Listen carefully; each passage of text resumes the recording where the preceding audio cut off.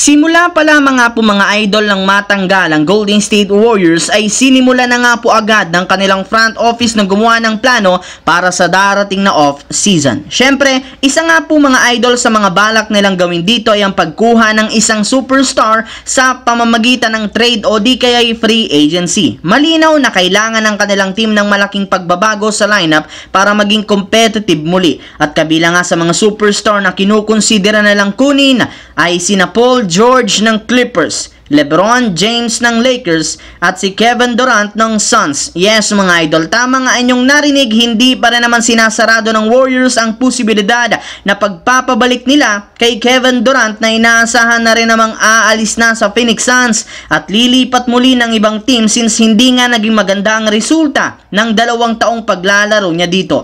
Malinaw ngayon na kung hindi dahil kay Stephen Curry at sa Warriors, hindi siya magkakaroon ng titulo. Kaya dahil nga sa nangyari kay Durant, maaari nga po nila itong gamitin para kumbinsihin na bumalik sa kanilang lineup. Samantala, dahil nga po sa pagkapanalo ng Minnesota Timberwolves laban sa Phoenix Suns, aabante na nga sila sa second round ng West Playoffs. At ang maganda pa dyan, since maaga nilang natapos ang serye, magkakaroon nga ang kanilang buong team, especially ang mga players ng 1 linggong pahinga bago sila sumabak sa susunod na serye sa second round. Ngunit kasabay nga po ng magandang nangyari sa kanilang team, nagkaroon pa rin naman sila ngayon ng problema matapos magtamo ng injury ang kanilang head coach na si Chris Finch sa kanyang tuhod nang mabangga ito ni Mike Conley sa Game 4. Pero sa kabila nga po niyan, positibo pa rin naman ang pananaw ng kanilang superstar na si Anthony Edwards. Ayon nga po sa naging pahayag nito, malaki ang kanyang paniniwala na tatalunin nila ang lahat ng mga teams na kanilang makakatapat sa West Playoffs hanggang sa umabot sila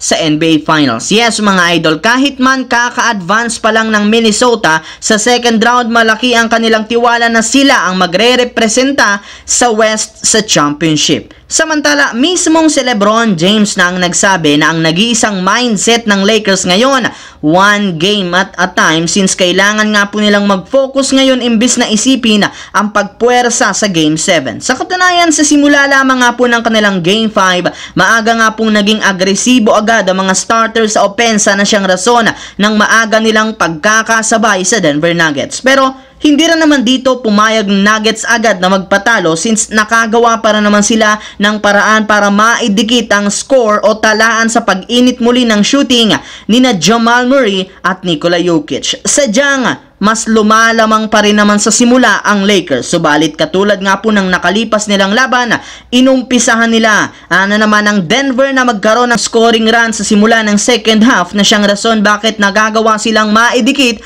ang kanilang laban. Ang kaso lamang, hindi rin naman nga pumayag si LeBron at ang Lakers na masayang muli ang kanilang kalamangan sa kanilang napakahalagang game since eto nga ang sinagot ni LeBron James at Anthony Davis na siyang nag-take over sa opensa. Ngunit kahit man nga po maganda ang nilaro ni LeBron James, hindi pa rin naman ito sapat matapos muling maipasok ni Jamal Murray ang isa na namang game-winning shot. At ayon nga kay Adrian Wojnarowski, naniniwala siya na tatanggihan ni LeBron James ang kanyang player option sa Lakers. Mukhang nagpapahiwatig na huling taon na ni LeBron James sa Lakers.